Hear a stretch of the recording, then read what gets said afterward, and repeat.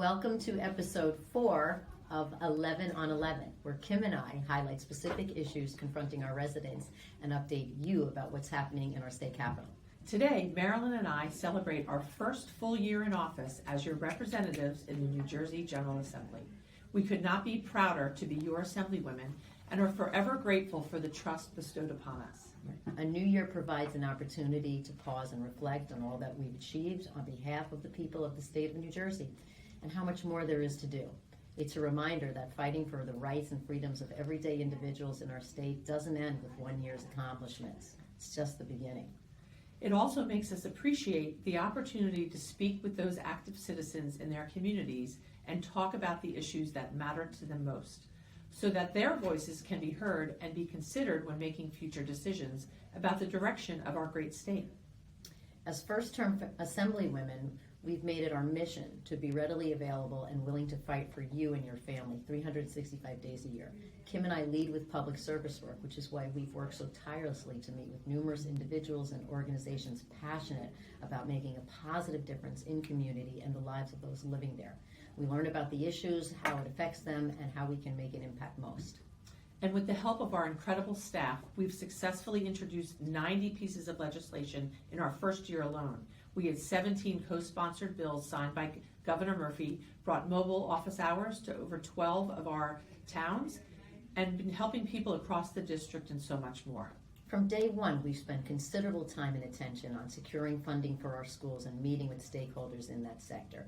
As a result, we spearheaded multiple legislative initiatives to expand funding for mental health programming, safety, security measurements, and improving overall school facilities. We also were part of a team of legislators who successfully convinced Governor Murphy to reverse his administration's decision to eliminate the school-based youth services program across the state, guaranteeing access to current, best-in-class, community-based mental health and wellness programming services. Kim and I take so much pride knowing that even in challenging times, we have not neglected our schools but have chosen to fight for them, their programs, and our children's future.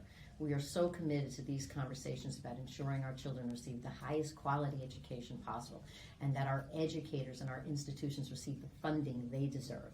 We have been tireless advocates for reforms that would improve your quality of life and ensure the safety and security you deserve.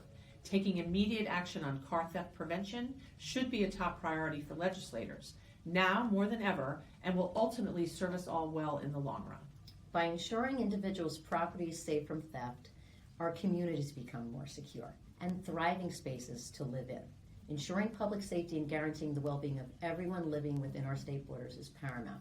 We will continue to advocate for the 5 bills we wrote combating motor vehicle theft and similar crimes for the well-being of all our residents. We are also incredibly passionate about protecting and defending our veterans and military members. As lawmakers, we are responsible for creating practical solutions that provide necessary aid for our servicemen and women in need. Doing so begins with robust conversations and passionate advocacy so that the legislature can take meaningful action. And fortunately, we've met with many of those passionate people in veterans-related organizations throughout the state, dedicated with programs and initiatives striving to provide for military members and their families in times of need. The dedication and insights led us to sponsor so many pieces of legislation and advocacy initiatives, including 7 military and veteran affairs bills. We've also worked hard to make New Jersey more affordable, advocating for reforms to improve residents' quality of life. But despite our hard work, there is still much to be done.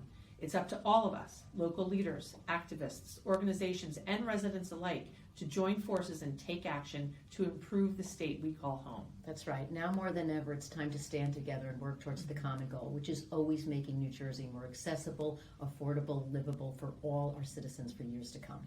Until next time, thanks for joining us for another 11 on 11. Bye. Cheers. Bye.